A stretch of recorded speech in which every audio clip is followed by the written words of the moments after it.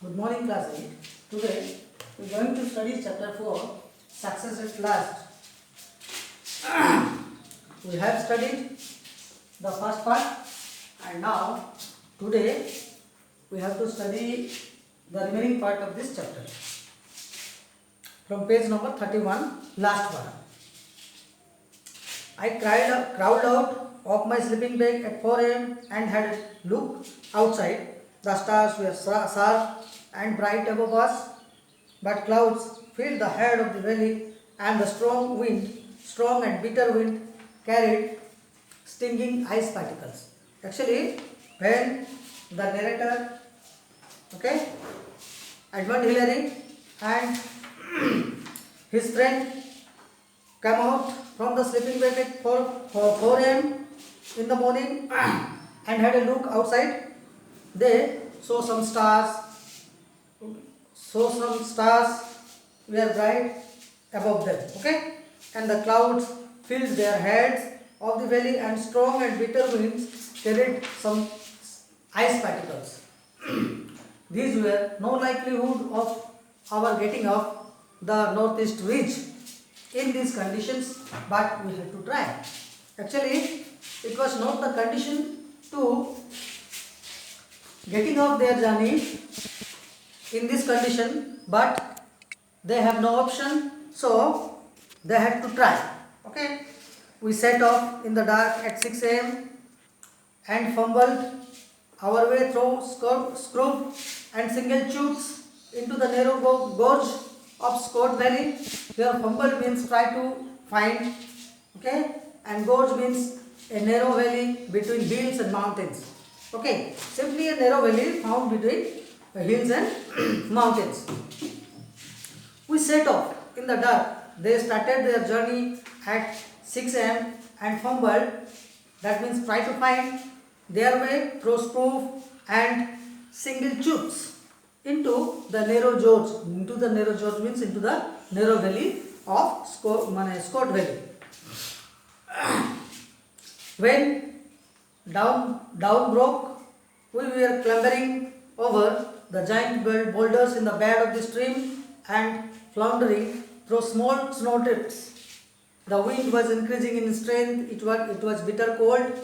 Above us, the snow-plastered battlements of Scott Snob were shrouded in fast-moving clouds. Here, floundering means struggling, and shrouded means to cover or hide something. Actually, what happened, they draw back when they come down. We were clambering means climbing over the giant boulders which are found in the bed of the stream and struggling through small snow drifts. The wind was increasing in strength when they were doing this. Actually, at that time, the speed of the wind is increasing and it was bitter cold. Above us, the snow-plastered battlements of Scott Knob were shrouded. Shrouded means to cover, hide, in fast-moving clouds. By 9 a.m., we were struggling through deep snow on the steep slopes of the top catchment basin of the river, gaining heights by going steadily upwards towards the red rock buttresses. Here buttresses means stone structure. Actually, by 9 a.m. they were going very slowly because their way was not so easy. It was very difficult. They climb up slowly to gain their height. On the upper part of the mountain, at times we were motionless. Actually, when they reached at a point, they were become motionless. As wave after wave of wind whipped snow lashed against us, because there are lots of snow stinging against them. It was hard to be sure just where the true summit of the peak was, and we climbed to the left over some steep snow-covered slabs. Actually, they can't find the snow peak where they wanted to reach. Slithering and sliding as thin layers of snow gave away, it became increasingly difficult to maintain a safe foothold. So we descended 50 feet and I tried again to the right and inched my way up a steep and narrow snow gully. Here gully means a small and descendants means come down and slithering means sliding down a surface. Okay, actually they were trying lot more and suddenly they climbed down from top about 50 feet and then tried again to climb up the top. Okay, I reached the crest of the ridge. Ridge means here the hilltop, narrow hilltop, and put my head over into the full force of the wind. It almost plucked me off the slope. When they reached the crest of the ridge or top of the ridge, at that time the wind the wind blowing very heavily. Okay, and they felt their heads were pulled off. Okay, plucked off. On the far side, the ridge dropped abruptly away into thousands of feet of precipice. Precipices means a very steep slide of a mountain. Okay, it was frightening. Frightening means fearful sight.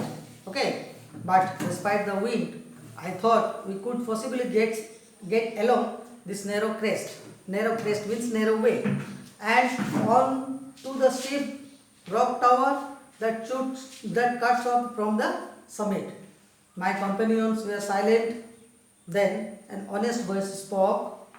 I think the route is technically beyond me. I looked again and decided that with these conditions, it was probably beyond all of us. Though we were reluctant to lose. Reluctant means not wanting to do something. Okay, to lose our hard-won height. Actually, they reached at a height and they did not want to lose their height in any cost. Okay, we carefully descended several hundred feet and then entered a long and steep narrow chute. Chute means top that gave a more direct route to the summit. To the summit means here to the top where they wanted to reach. Okay, our feet and hands were bitterly cold and our faces were chapped. Chapped means to become damaged by rubbing. Okay, their faces were chapped. Chapped means totally damaged by the snow from the rasping wind. We struggled upwards and emerged onto the ice-clad summit rocks. Here, mercifully, we were less exposed to the wind. When they got their height, okay, at that time they had faced less wind. Okay, gathering up the slack means loose of the climbing rope. We raced up the last 100 feet along a narrow snow ridge and then onto the bold, wind-swept summit.